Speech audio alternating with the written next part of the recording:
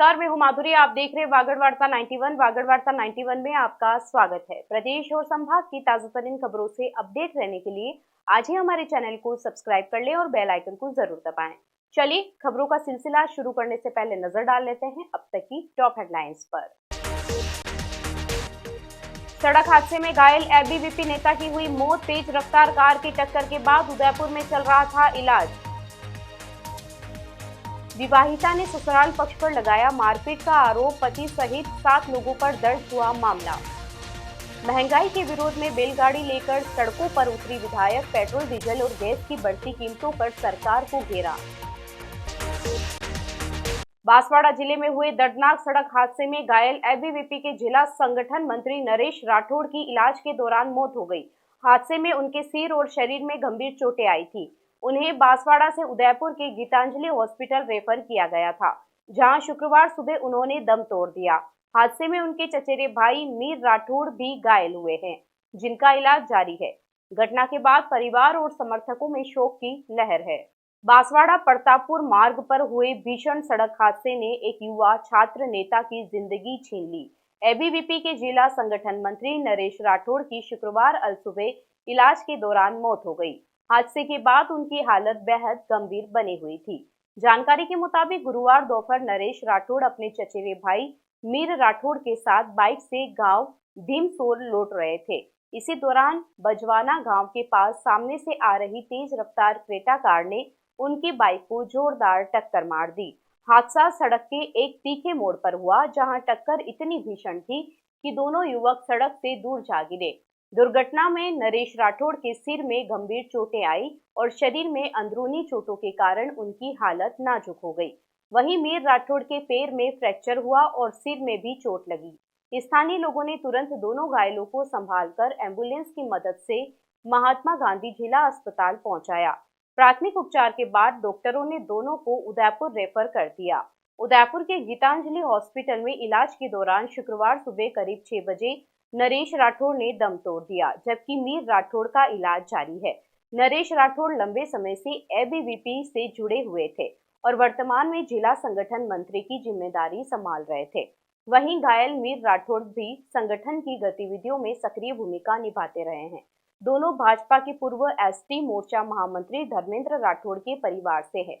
नरेश उनके बड़े भाई धना राठौड़ के पुत्र थे, जबकि मीर राठौड़ उनके बेटे हैं। घटना की सूचना के बाद अस्पताल में परिजनों, भाजपा नेताओं और समर्थकों की भीड़ जुट गई। गढ़ी थानाधिकारी रमेश चंद्र ने बताया कि दुर्घटनाग्रस्त कार और बाइक को जब्त कर लिया गया है। पुलिस के अनुसार कार सवार मुंबई से जैन मुनियों के दर्शन कर लौट रहे थे। फिलहाल पुलिस पूरे मामले की जांच में जुटी हुई है। मीर राठौड़ और नरेश राठौड़ भीमसोर के हैं रहने वाले और हाल उनका माड़िया कॉलोनी से हैं। और ये अपने गांव जा रहे थे बाइक लेके, तो बजवाना के पास में मोड़ में कोई क्रेटा गाड़ी थी जिसने तो अपने चपेट में ले लिया और एक्सीडेंट हो गया, जिससे इनका और प्राथमिक उपचार के लिए इनको यहाँ पर अभी महात्मा गांधी चिकित्सालय में लाए हैं और भर्ती कराएं और डॉक्टर का इलाज अभी जारी है। बांसवाड़ा जिले के घाटोल थाना क्षेत्र में घरेलू विवाद का मामला अब तूल पकड़ता नजर आ रहा है। घाटोल गांव निवासी महिला ने पति सहित ससुराल पक्ष के 7 लोगों पर बेरहमी से मारपीट करने के आरोप लगाए हैं। घायल महिला को जिला अस्पताल में भर्ती करवाया गया है, जहां उसका इलाज जारी है।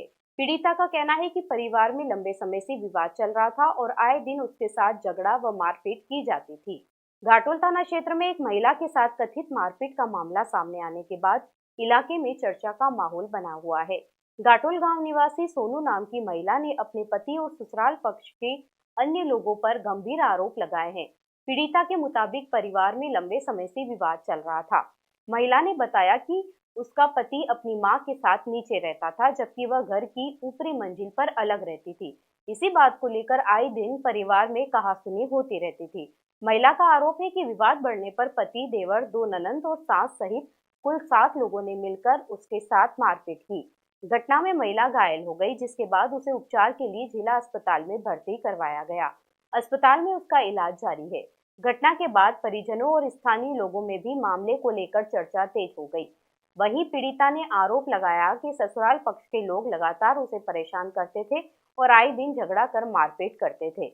इधर मामले की जानकारी मिलने के बाद पुलिस पूरे घटनाक्रम की जांच में जुट गई है।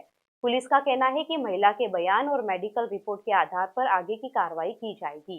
इसके साथ दो बार तो 8 दिन में 2 बार मारा, और तो भी बाहर नहीं निकली कि मेरे 3 बच्चे हैं तो मैं नहीं निकलूँ, ऐसा करके वो नहीं निकली। तो इसके बाद में 3 दिन बाद और ज़्यादा मारी तो इसकी 5 ननदें, इसका देवर, इसका पति और सब ने मिल के मारने का प्लान बना दिया था कि इसको ख़त्म कर देनी, ऐसा प्लान बना दिया था।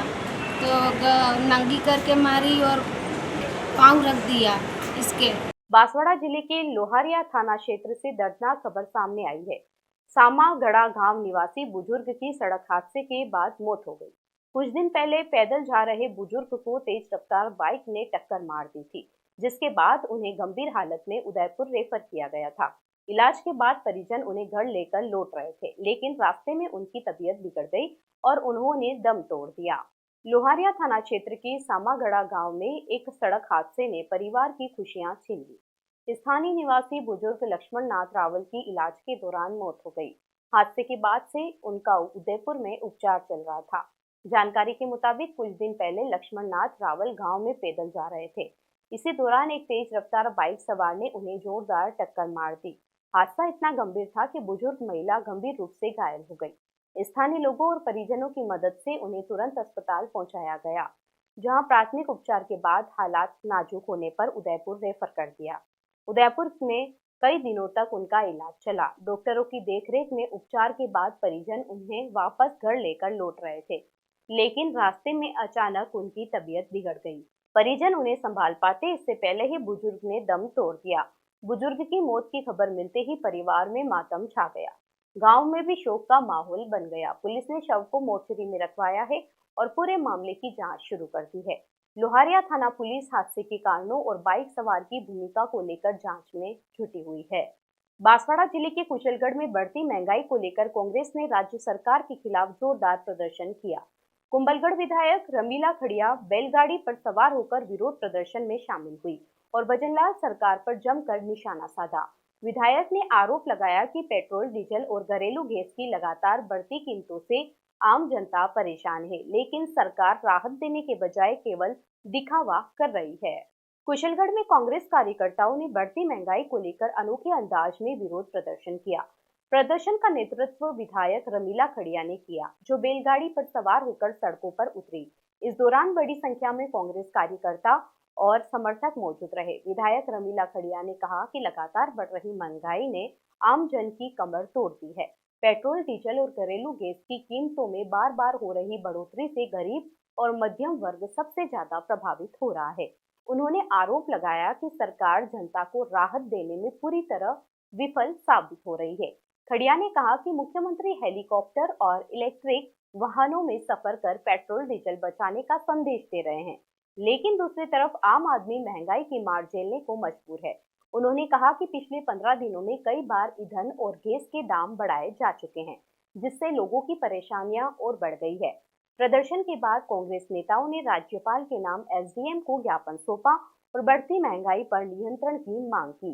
विधायक रमीला खड़िया ने चेतावनी देते हुए कहा कि यदि सरकार ने जल्द राहत नहीं दी तो जनता आगामी चुनाव में इसका जवाब देगी।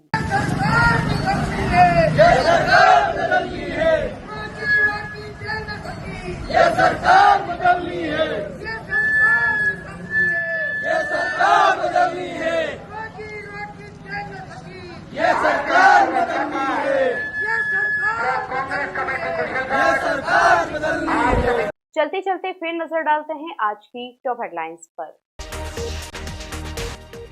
सड़क हादसे में घायल एबीवीपी नेता की हुई मौत। तेज रफ्तार कार की टक्कर के बाद उदयपुर में चल रहा था इलाज।